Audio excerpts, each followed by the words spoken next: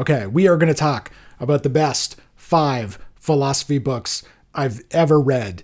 And this video is going to make everybody so mad. I can already see it in the comments. I already know what everybody's going to say. Hey everybody. So a couple weeks ago, I made this video on the 5 best books I've ever taught. I was focusing though just on literature, just on works of literature that I've taught. And I mentioned if people were interested, I could maybe do a video about philosophy books too. And in the comments, people wanted to know about the philosophy. I should mention too, if you're new here, my name is Dr. Andrew Moore. I'm professor of great books at St. Thomas University. I teach in a great books program here. So I teach literature, I teach philosophy, I teach political theory, lots of different things. I'm an interdisciplinary researcher and teacher. So in this video, we're going to talk about the 5 best philosophy books I've ever read.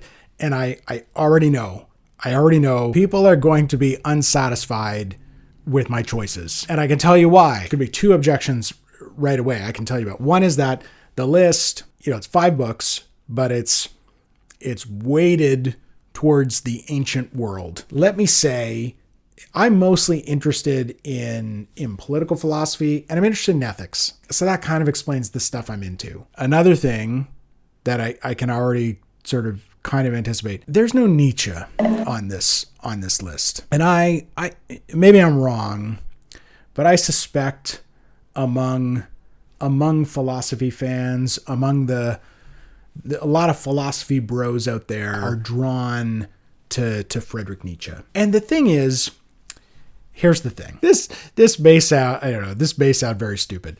I just don't find him that compelling. Maybe a crazy thing to say, but I'll tell you why. I don't find nihilism that compelling. I don't know. Like the central insight of nihilism I take to be, look, human life is meaningless. That is a big problem. Like in some sense, it's the big problem. I don't know. I'm a big Machiavelli guy. I read a lot of Machiavelli. Like I think Machiavelli had sort of thought about that. I think, Plato and Aristotle had thought about that. Like that, it's not like that thought never occurred to them. And I just think those other thinkers take that insight and then they're like, okay, now how do we live? And I know there's a way in which Nietzsche probably speaks to that, but he doesn't really speak to me about that. If you love Nietzsche in the comments, sound off. I don't know. And I know that Nietzsche's relationship to fascism is complicated and his views were distorted by fascists, for example. I know all that, but I do think there's a way that Nietzsche's work goes in that direction. And to me, I look at that and say, well, that's a dead end. Obviously. So I'm just no Nietzsche on the list. All right, let's get to the list. And number 1 on the list is Plato's Republic. So I know a lot of people, students, colleagues who are devoted to the Republic. I don't know that that's me. I'm not sleeping with the Republic under my pillow every night, but it's not even my favorite dialogue. But I do think it's probably, if we're talking about what is the greatest Platonic dialogue, if for some reason I was charged with in 1,000 years, I could guarantee that one work by Plato would continue to exist and all of Plato's other works would be destroyed and lost to the sands of time.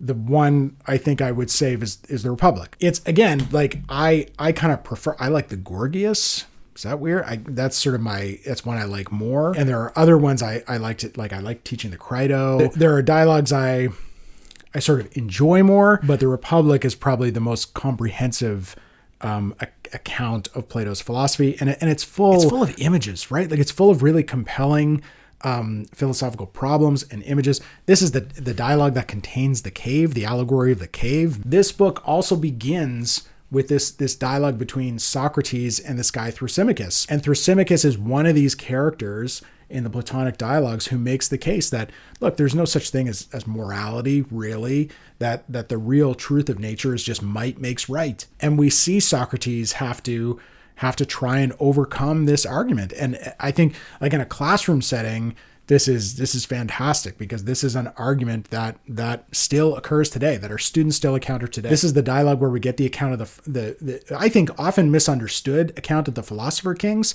this idea that philosophers ought to govern cities, except that I don't think Socrates or Plato really means that. I don't think they really mean that. Like Socrates and Plato are deeply ironic, right? And it's important to note that like a lot of the political stuff in this dialogue is really an allegory, like it's a metaphor for talking about the human soul, right? So, when we get this image of philosophers governing cities, it's really about using philosophy to govern your own life. Second book on the list is Aristotle's Nicomachean Ethics. And this, you will see that this copy is like, just got the like beaten to, I don't know what, because I have, read and taught this one many, many times. And so now it's like a stack of loose paper. The Ethics is a book that I do love. I think about the ethics at least once a day. I remember studying this book as an undergraduate and it just changed the whole way I saw the world. And one of the wonderful things about teaching it is seeing that happen to other students. Like Aristotle, he gives us this framework. His argument is, look, everything you do in life, every activity, every endeavor, every enterprise, like everything from getting takeout to buying a new pair of shoes to studying to be an electrician to going to church to breaking up with your boyfriend to like whatever you're doing in life, you do those things to pursue some good because you think doing the thing, eating the takeout, becoming an electrician, breaking up with the boyfriend will be good for you. That's why you do everything. And the ultimate good that we are seeking as human beings, Aristotle said, the reason that the thing we're always after with all of our things, all of our activities, all of our efforts is happiness. And this, I just find this profoundly persuasive that yes, all of everything we're trying to do, we do because we think it will make us happy. We think that doing this thing will make us happier than not doing it. Or we avoid things because we think not doing them will make us happier than doing them, right? That's the framework for all of our decision making. The real sort of puzzle of human psychology that emerges here that Aristotle has to then work out over the course of this book is, well, how come we aren't happy if all of our efforts, all of our intentions are directed towards happiness and achieving happiness? What is it that makes us unhappy? And then we got to figure that out through this long conversation about virtue and acquiring virtue through habit and the soul and the life of study. This is one, I'll think about this one till the day I die.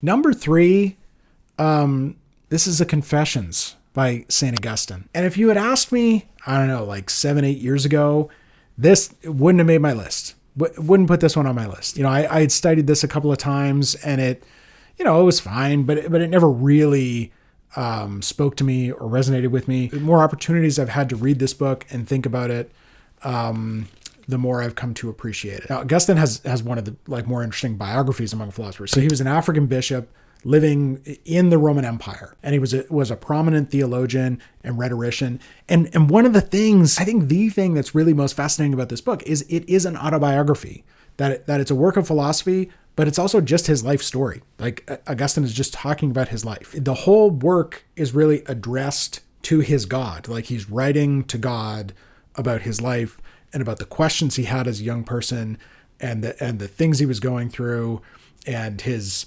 very adventurous sex life. I'm usually pretty good at catching things from women in bars. There's a lot going on here. And so in a lot of ways, it's a really compelling story. It's a compelling narrative about the life of this guy. But at the core of it, and I think this is probably the philosophical insight, like what I want from philosophy is I want to know how to live. That's really what I want to know. I want to know how to live. And I think what I've come to respond to in Augustine is here is another person who is trying to figure out how to live. How am I supposed to live? How ought I to live? And the thing that's so compelling about Augustine's account, I think, is the centrality of love, the centrality of love and desire to his account of human life. And I think there's this kind of kinship between him and Aristotle in a way, because both of them are talking about we have this kind of longing for something, like we desire happiness, fulfillment, like that is what we are seeking, that we are beings who are in search of fulfillment and contentment. And I don't know, I feel that way, that resonates with me. And so when Augustine talks about this kind of human restlessness, and that he spent his whole life trying to find a way to satisfy his like restless heart. I find that compelling. Okay, number 4, bit of a curveball, unless you know me well or know my work. Leviathan by Thomas Hobbes. Now let me explain. You gotta let me explain. When I was an undergraduate, when I was like a young student, 19, he made me so angry. Like, I was so angry with Thomas Hobbes. Thomas Hobbes is one of the guys who sort of invented the state of nature. Like, he kind of made it up. He kind of made the whole thing up. So one thing about Hobbes is that he's operating in the wake, in the aftermath of, in the dawn, really, of the new science, right? Like, he's a scientific thinker. And really what he's trying to do is work out like a new foundation for politics and human community that takes into account scientific understandings of the human animal. And in this way, his work is just revolutionary. And so what he tries to do is imagine human beings in their natural state. What do humans look like outside of the confines of our comfortable societal conventions? And what he says is that, look, human life in the state of nature is solitary, poor, nasty, brutish, and short. That if you take away laws, if you strip away institutions and police forces and all these kinds of things, we would just be predatory, self-interested, brutal animals to one another. And when I was a teenager, I hated this. I hated this idea. You know, I'm young. I'm optimistic. I'm idealistic. I believe in things. Makes me sound like I'm super cynical now. I'm not. Do I think we're good? Jury's still out. This is a complicated question, but in some ways, I'm not here to say I endorse everything that Hobbes says.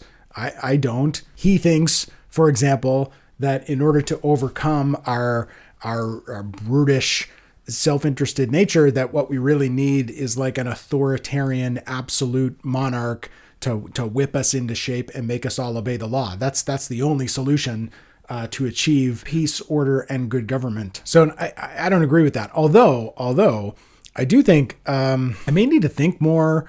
Like, there is a way in which Hobbes is kind of speaking to our present moment, in that what he charts is the human appetite for authority. Because as we see people embracing these new authoritarian movements in the West, I don't know, Hobbes deserves a hearing in terms of explaining why it is we are attracted to authoritarianism, right? Hobbes has something to say about that. But the thing with Hobbes, like, part of the reason I think I find him so fascinating is that he is among the very first thinkers to articulate the idea of rights, of human rights, that we as human beings might have like essential rights. He's one of the first social contract thinkers, and I do find the social contract, like, it's not perfect, but it's a useful idea for thinking about political questions. I made a whole video on the social contract. Watch that later if you want to know more. He's also one of the thinkers who first articulates an account of human equality. Like Plato, Aristotle, they didn't believe in equality. Hobbes believes in equality, even though it's like rooted in our the ability of the weakest human being to murder the strongest human being in their sleep. There's like this relative equality, because at the end of the day, any one of us could kill any other of us. So for me, Hobbes, I have this kind of love-hate relationship with him. Since I was a teenager, I've thought of him as like an adversary. Like, I've got to overcome this guy. I've got to like refute him. I've got to find the holes in his arguments.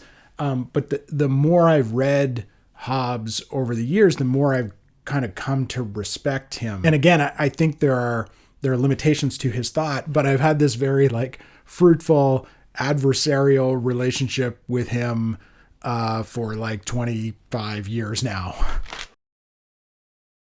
Okay, the last one, and again, this is probably going to make people mad. I'm not even sure, is this even a work of philosophy? I don't know. In fact, I'm quite confident that the person who wrote it would say, this is not a work of philosophy.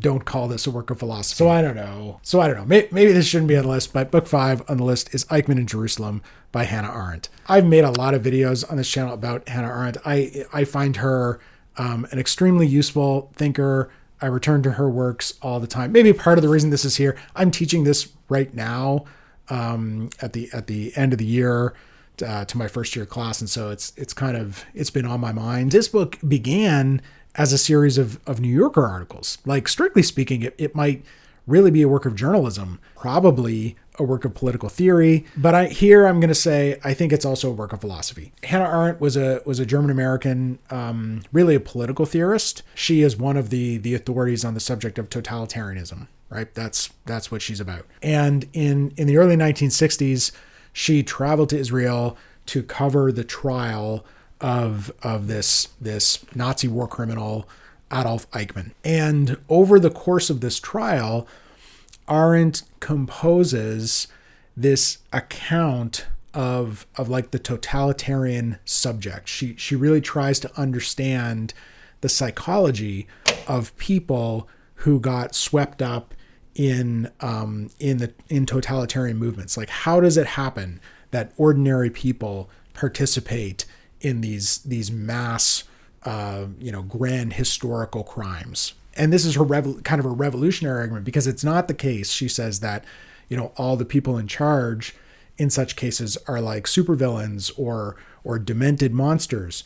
Those people are statistically rare. In order for, these terrible totalitarian evils to unfold, it must be the case that ordinary people are complicit and actively involved, cooperating. So how does that happen? How does it happen? That is what Arendt is really interested in this book, and I think it's what she explains. And again, part of the reason I'm drawn to this book, like why I like to teach it, why I like to read it, is that I want to know how to live. I want to know how to solve the problems of living. Totalitarianism, that's like the biggest political problem we got. How to recognize it, how to prevent it, how to fight it. What could be more important? So those are the best 5 philosophy books I've ever read. And listen, if your 5 books are way different, like, I don't know, just whatever they are, drop them in the comments. I'm curious, like how far away are we in terms of our philosophical predilections? If you'd like to see the companion piece, the 5 best books I've ever taught, literature edition, you can click on this video over here. I will see you there, and I'll talk to you soon.